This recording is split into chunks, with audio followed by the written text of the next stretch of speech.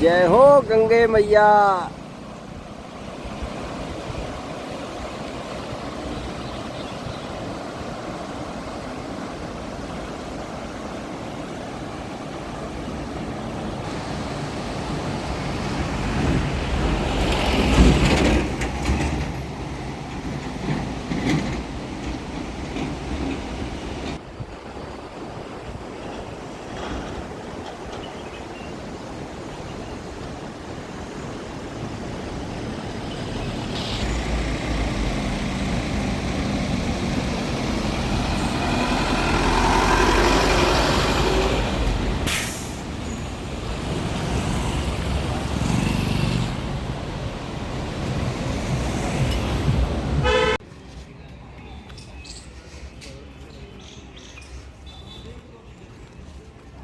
यह है गीता आश्रम जी। देखिए कितने साधु संत यहाँ।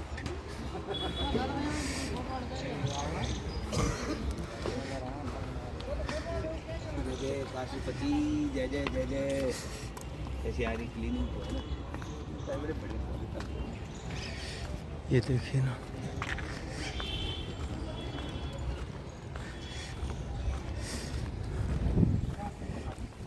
श्री गुरुदेव समाधि मंदिर द्वार, गीता मंदिर।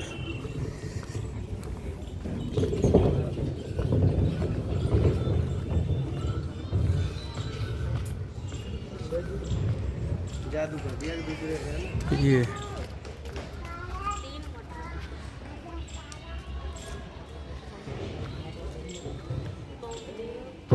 नमस्कार दोस्तों, देखिए ऋषिकेश में गीता आश्रम में एक साध्वी से मुलाकात करते हैं और जानते हैं उनके विचार, उनका साध्वी जीवन और ऋषिकेश के बारे में थोड़ा सा, क्योंकि उन्हें काफ़ी लंबा समय हो गया है ऋषिकेश में प्रवास करते हुए। तो आइए मिलते हैं। इसको कोई राशन के लिए पूछते थे, सेवा क्या है सत्संग जाना हमारे जो थे गुरुजी स्वामी जी, तब फिर उन्हें सेवा करते थे लोग। तो ये क्या चाहिए, मैंने कभी बोलते नहीं थे। कोई कपड़े के लिए पैसे दे दिया, कोई राशन दे दिया, कोई कुछ कर दिया। हमने मुझे कुछ पता नहीं है। सत्संग था तो सब लोग बहुत मुझे मदद करते थे, देते थे सेवा, बताओ बताओ। मैंने कुछ बोलती नहीं, जो अपने आप है। तो सुंदर चल रहा और आगे आगे तो फिर उसके बाद महंगाई कितने बढ़ जा रहा, वो लोग भी सब चले गए जो लोग सेवा करते वृद्धन में, सब मेरे देखते कितने चले गए। तो फिर अरे वाह वाह वाह वाह, भगवान की कृपा है।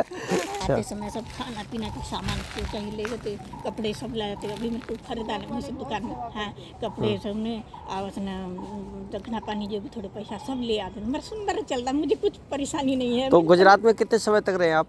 गुजरात मैं जाती सर्दी में तो 3 महीना रहती थी, 2 अच्छा अच्छा अच्छा। हाँ 2.5-3 महीना रहती थी। तो उसमें जाती थी ना, तो सब लोग उसमें सेवा कर देते, तो मेरा आराम से खर्चा। अच्छा, अब नहीं जाएंगे तो भगवान व्यवस्था कर दिया। हाँ प्रभु की कृपा से चल रहा है। बढ़िया चल रहा है। छुरा के धार से चलना पड़ता है। पहले बहुत तप किया, बहुत नहीं, कभी सोचा नहीं कि मैं क्या खाऊंगा, कहाँ रहूँ, पर प्रभु ने सब पहले परीक्षा करके फिर अपने माल करता है। ले उसके लिए सब कुछ छोड़ना पड़ता है, सब कुछ त्यागना पड़ता है। कभी मैंने कोई इच्छा नहीं करा, विरक्त केवल परमात्मा प्राप्ति के लिए निकली थी। तो जब भगवान मिलते तो सब कुछ मिल जाता है। अरे इतनी कम उम्र में, 14 साल की उम्र में ऐसे कैसे वैराग्य कैसे हो गया? पिछले जन्म का संस्कार होता है ना, अपने आप चल रहे, वो तो थोड़ा कोई चाहता है, अपने आप रास्ता निकल जाता। लेकिन तो सब कुछ मिल जाता है। यही ये साधन है अपने जीवन के। कभी मैंने भगवान से कोई कामना नहीं किया, कभी नहीं, किसी से ऐसे हाथ पता के मैंने नहीं मांगा। बिना मांगे ही ईश्वर सब कुछ दे रहा है। बिल्कुल सही बात है। उसके भरोसे आप हो जाएंगे तो फिर सब व्यवस्था वो करता है। और जब तक हम ये रहते हैं कि हाँ हम कर लेंगे, तो फिर ईश्वर भी निश्चिंत हो जाता है कि चल बेटा तू कर ले। लेकिन पहले आपको छुरा के धार से फिर चलना पड़ेगा। हाँ बिल्कुल। सबको अपने निष्ठा परिपक्व करना पड़े, अपने साधना से टलना नहीं है, कुछ भी हो जाए तब अपने। उसके बाद भगवान परीक्षा लेता है, अब परीक्षा में पास हो गए तो फिर कुछ नहीं। एक राजा था, इसके लिए दृष्टांत है योग के ना, गीता में है ना। तो एक राजा था, तो पहले राजा लोग विदेश जाते थे, ना जी। तो विदेश जाने लगे तो रानी, राजाओं का कितने रानियाँ होती ना, तो पूछा रानियों से, तो बाकी रानी तो अपने इच्छित वस्तु बता दिया कि ये लाना है। तो ठीक है, छोटी रानी को पूछा तो उसने, छोटी रानी ने कहा मुझे कुछ नहीं चाहिए, आपको चाहिए। ठीक है। तो राजा विदेश गया और सब जब वापिस आने लगा तो सब जो जो मंगाए थे सामान खरीद करके दोगुना से पैकिंग कराए और आए तो स्वागत के लिए गए रानी, स्वागत के लिए राजा के तो अपने इच्छित वस्तु बाकी रानियों को दे दिया और छोटे रानी के महल में जाने लगे राजा।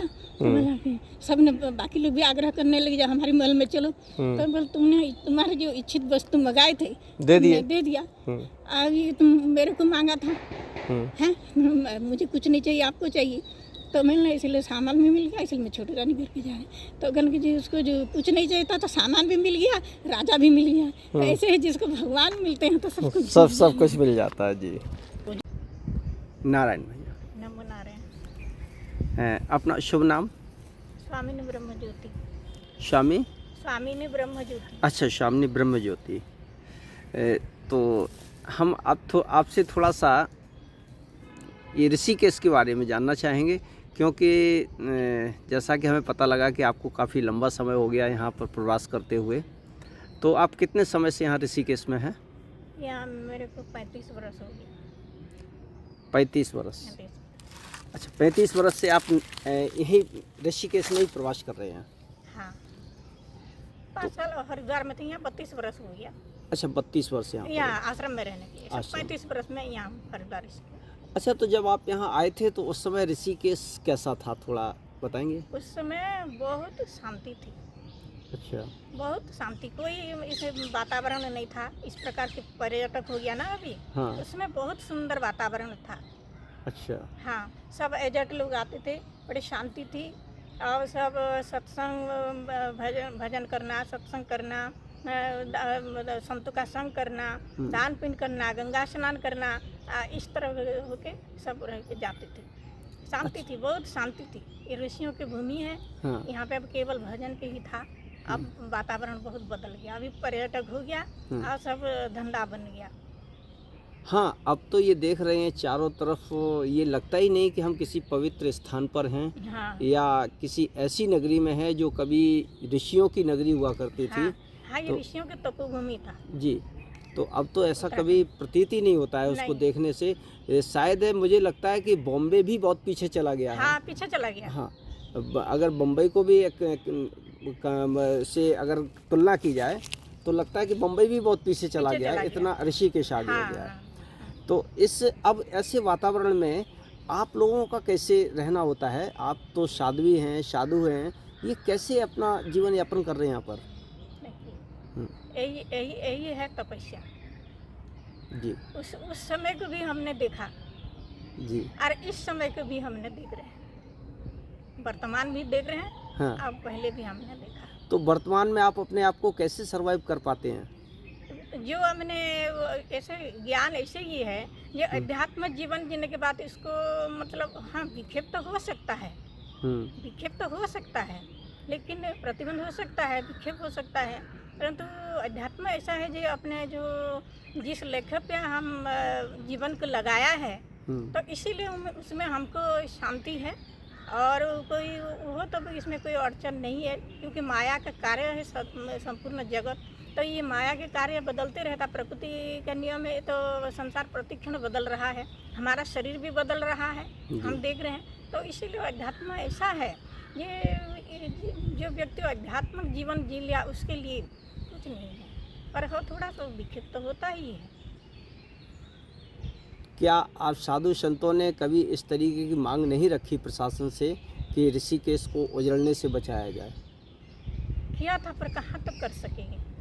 जैसे देखिए अभी हरिद्वार ऋषिकेश में उस रायवाला नशाबंदी के लिए कोई बार आंदोलन चलाया जी, पर कोई नहीं समझता। तो आजकल आश्रम के भी आवे के बाहर सब जगह शराबी हो गया, व्यसन हो गया, तो किसको रुका जाए? भगवान ने संसार को बनाया है, लेकिन वो भी नहीं रोक पा रहे हैं, तो बाकी कौन रोक पाएगा? इसीलिए अपने आप के मनुष्य अपने सुधारे तो सुधरेगा, हम संसार को सुधार नहीं सकते हैं।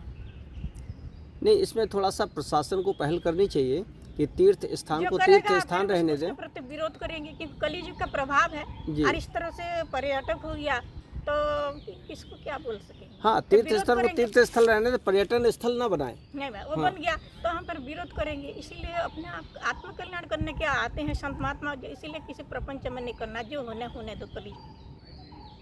कलयुग का प्रभाव है, जो होने दो। ऐसा हो रहा है। ऐसे तो साधु संत ने सब आंदोलन किया, सब चलाए किए, पर अभी वो नहीं रहा। मैं अभी कई जगह भ्रमण करके आ रहा हूँ उत्तराखंड में। आपके जोशी मठ गया था, हनुमान चट्टी तक गया था, तुंगनाथ जी भी गया हूँ, 5 प्रयाग किए हैं। लेकिन यहाँ ऋषिकेश में आने के बाद ये लगता है कि यहाँ से मन उबने लगा है। हाँ, लग रहा है यहाँ से भागो। हाँ, तो ऐसा क्यों हो रहा है ये नहीं समझ में आ रहा। ऐसा है। अभी ये वातावरण ऐसे बदल गया, पर्यटक हो गया ना जी। हाँ, तो इसमें सब वातावरण बदल गया। हमें भी इतना सालों से है रहते कि हमारी मन नहीं लगता है रहने पर, कहाँ जाएंगे। मजबूरी है आप लोगों की। मजबूरी है, आप लोगों की मजबूरी है यहाँ मजबूरी है। रहना। हमारा तो कुछ है नहीं जी, कहाँ रहे। अब सब छोड़ करके तो आए, अब तो ये हो गया तो क्या किया जाए। आप अपनी व्यथा आप लोग किसी से कह भी नहीं सकते हैं, ना और अगर कहेंगे तो लोग कहते हैं आप तो साधु हैं, आपको क्या मतलब क्या है? करना। हाँ, क्या करना? यही बात है। हाँ, कि इसीलिए आप साधु हैं, आप इन प्रपंचों में क्यों पढ़ते पढ़ते हैं? हैं। हाँ, ये इसीलिए कहेंगे। ठीक है, वो जो होने दो। जी जी। अपने उद्धार, अपने कल्याण स्वयं करना है, ये इस भावना विचारते हैं। अच्छा, वैसे अगर आप लोगों की बात को माना जाए तो आप लोग किस तरीके का ऋषिकेश चाहते हैं? हैं? किस तरीके का ऋषिकेश चाहते हैं, पहले वाला या ये नहीं, पहले वाला जा था, हमने से उसका अनुभव किया है। और अच्छा। जीवन में इसको हमने वो देखा है, और जीवन में जो कुछ हमने लाभ उठाया है। बड़े बड़े महापुरुष थे, उनके यहाँ सत्संग होता था, जी। तो बहुत तपस्वी थे। अब सब चले गए, परिवर्तन संसार है, जाना तो है ही हम सबको। लेकिन हम जिस समय को हम लोग उसमें मतलब जीवन में उतारा है और देखा है, अनुभव किया है, तो हमको बहुत अच्छा लगता था। अब और अच्छा नहीं लगता है। आज तो बिल्कुल कॉमर्शियल कर दिया उसको। सबसे ज़्यादा तो व्यवसाय राफ्टिंग का। हाँ, हाँ, दुकान तो ठीक है, राफ्टिंग करने आते हैं, ठीक है, आप राफ्टिंग कीजिए, लेकिन हमारे तीर्थ स्थल को गंदा ना करें, ऐसी तो प्रार्थना कर ऐसे हो सकते हैं। गया, ऐसे हो गया। और तीर्थ नहीं रहा, पर्यटक हो गया, धंधा बन गया, वैसे कुछ नहीं रहा। अच्छा, आपका ऋषिकेश आना कैसे हुआ? मुझे पता नहीं था कि मुझे कहाँ जाना है। अच्छा। हाँ, हाँ। मैं जो बचपन से मैं साधु संत बनी, बचपन से ही। बचपन से? हाँ। कितने वर्ष की अवस्था से? मैं 14 साल की थी, मैं सबसे वैराग हुआ। मैं हाँ। अपने साधना में करती थी, मैं ऐसे नहीं जाइए, यहाँ मैं घर में भी साधना करती थी, जी। पर ये मुझे पता नहीं था कि मुझे कहाँ जाना है। अच्छा, तो फिर ऋषिकेश आना कैसे हो गया? पता नहीं, ईश्वर ने जहाँ जहाँ ले गए, मैं वहीं गए। मेरे अच्छा। को कुछ पता नहीं है। अच्छा अच्छा। हाँ, हाँ। मुझे कुछ पता नहीं, वो जहाँ ले गए मैं वहीं गई। मुझे पता नहीं था कि मैं कहाँ जाऊँगी या कहाँ रहूँगी, कभी नहीं सोचा। अच्छा। केवल विरक्त अपने परमात्मा की हमने प्राप्ति के लिए हमने हाँ। जीवन लगा दिया। लक्ष्य को प्राप्ति करना है बस। मुझे कहाँ जाना है, क्या करना, मुझे कुछ पता नहीं था। कोई पता नहीं था। कोई पता नहीं था। गुरु आश्रम कहाँ पर है? गुरुदेव तो अभी नहीं है। अच्छा, गुरु आश्रम कहाँ है? वो अकेले रहते थे। अच्छा, अकेले हाँ, रहते थे। आश्रम में। हाँ हाँ।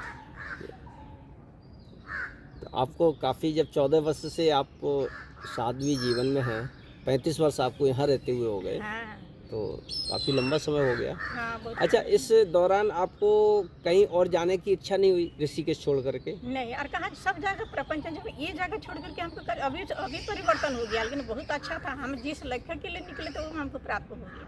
अच्छा। हाँ, और कहाँ जाने के लिए, जिस लक्ष्य के लिए आप निकले थे वो आपको ऋषिकेश में मिला? वैसे ही हर, क्योंकि संतों को गंगा किनारे और उत्तराखंड भूमि में और तीर्थ नगरी में रहना चाहिए, निवास करना चाहिए। इसलिए हम जहाँ जाए तो प्रपंचमय जगत अपन फिर भी थी। उत्तराखंड अपने बहुत शांति था, पर अभी थोड़ा अशांति हो गया।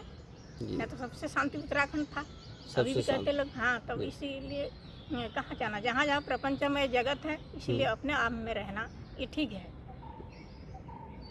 सर्वत्र उस परमात्मा की सिवा तो दूसरा कुछ है ही नहीं, इसलिए कहाँ जाना और कहाँ मन को भटकाना नहीं, अपने स्वरूप में रहना ही सबसे ठीक है। हमने आप अपनी छोटी सी कुटिया में निवास कर रही हैं, उसी में संतुष्ट हैं? हाँ, पहले नहीं था ना कुछ। अच्छा अच्छा। पहले कुछ नहीं था। हाँ। चलिए, बहुत अच्छा लगा आपसे मिल करके। हाँ। और थोड़ा सा जान करके ऋषिकेश के बारे में, क्योंकि अब आधुनिक ऋषिकेश को देखते हैं तो दंग रह जाता हूँ। यही नहीं लगता कि हम तीर्थ स्थान में आए हैं या पर्यटन स्थल पे आए हैं। इसलिए हमको भी गंगा किनारे जाने की मन नहीं करता है, बाहर जाने का मन नहीं करता, बस अपने अंदर रहो ऐसा लगता है। कोई काम के लिए जाओ, अपने शरीर निर्वाह कोई वस्तु लाना, कुछ काम के लिए जाओ ना, तो अब मन नहीं करता है। इससे अच्छा तो अपने अंतर्मुख रह के रह जाओ। बहिर्मुख है तो सब ही होगा। बहिर्मुख में ना सब पर्यटक है, सब धंधा है, सब ना अनेक बात सुनने को मिलेगा, अपने साधना में विखे होगा। इसीलिए अपने अंदर रहना सबसे बढ़िया है। अपने अंतर्मुखी रहो, अपने अंदर ही रहो, ये सबसे अच्छा है।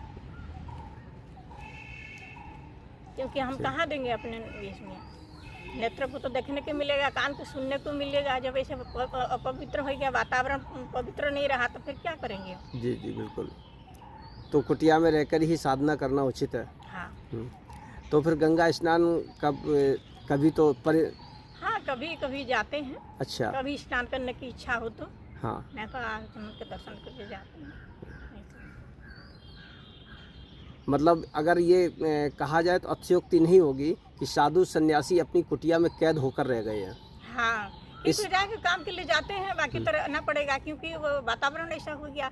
जब यहाँ प्रदूषण हो गया और इस प्रकार से लोग पहले सादा जीवन रहते थे, लोग आते थे, अभी पर्यटक हो गया, अनेक प्रकार के वेशभूषा, वातावरण सब खराब हो गया, तो क्या करेंगे, कहाँ जाएंगे? जी बिल्कुल। लोग कहते क्या है, साधु संत के दोष देते हैं। पहले के था जो साधु संत के पास कैसे जाना चाहिए, मर्यादा पूर्वक जाना चाहिए, वो रहा नहीं। तो इंद्रियां बड़े बलवान है, साधु संत के दोष देते तो उनकी आंखों क्या बंद कर देंगे? अब साधु संत हम चल रहे हैं, हमारी सामने इस प्रकार के हमको देखना मिल रहा है वातावरण, तो हम क्या करेंगे? मतलब हमारा समाज इतना गिर गया है कि हमने देखा है कि मंदिरों की दीवार पर अब ये संदेश लिखा जाता है कि मंदिर के अंदर मर्यादित कपड़े पहनकर ही आएं। तो इस तरीके का संदेश अगर देना पड़ रहा है तो ये हमारे धर्म के लिए, हमारे समाज के लिए एक बहुत चिंता का विषय है कि हम लोग इस चीज़ पे ध्यान नहीं देते हैं कि हमारे बच्चे क्या पहन रहे हैं और क्या कर रहे हैं। तो इस चीज़ पे ध्यान देना चाहिए। सबसे पहले अपने मर्यादा, माता पिता कोई मर्यादा नहीं सिखाए तो बच्चे क्या सिखाएंगे? हाँ। चाहे कितने कोई पढ़ करके विद्या से बड़े इस पोस्ट में रहे, लेकिन संस्कार तो माता पिता दादा दादी से मिलता ना। जी। तो वो संस्कारित नहीं है तो बच्चों को क्या संस्कार देंगे?